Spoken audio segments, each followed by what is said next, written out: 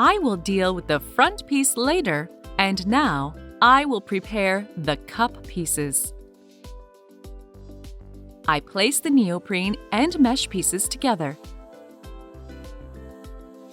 To avoid mixing up and turning over the cup pieces, I place the neoprene pieces symmetrically with the marks toward me.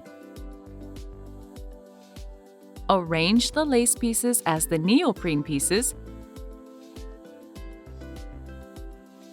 Remove pins from the pattern and put the lace pieces on the neoprene pieces facing up.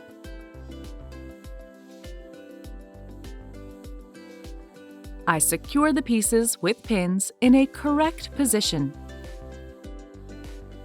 I do the same with the second lower cup pieces. I position the paper pattern according to the marking. Place the pattern in front of me as a tip. Check the right side of the lace pieces and place them on the neoprene pieces.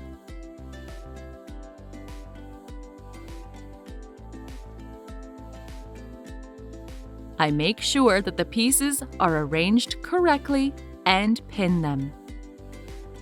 Upper cup. If your scallops on the upper cup are ready, i.e., you have a beautiful edge, you can skip this step and move on to the next one. My task is to sew the additional scallops. I unpin the pieces from the paper patterns, place the additional scallop, and pin it. It is necessary to carefully monitor the right sides of the pieces.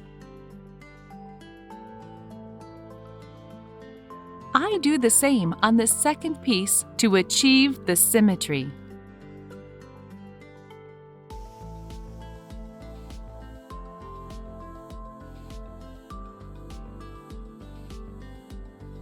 I hand stitch the scallop with fine stitches to each piece and cut off the excess lace.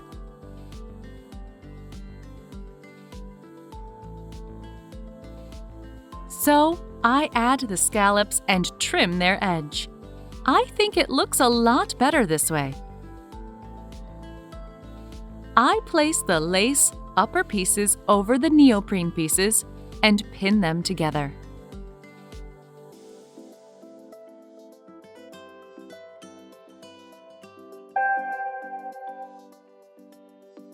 So, we prepared all the cup pieces and we are ready to join neoprene with lace.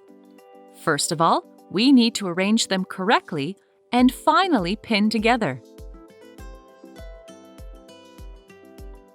It is very convenient to use the paper patterns as a sample how the ready cup pieces should look, where it is necessary to leave open seam allowances, as for example, on the lower cup along the curve 2 to 3.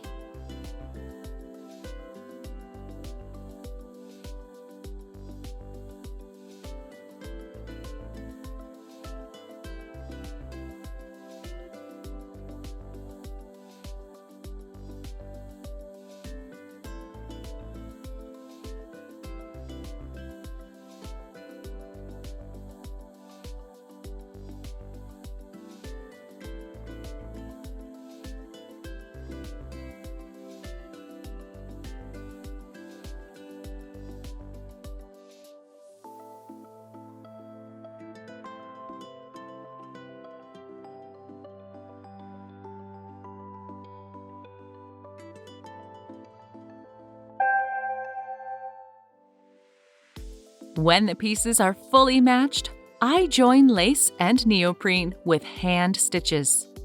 Lace should not be pierced through, but should be tacked to the upper layer of neoprene with sliding motions.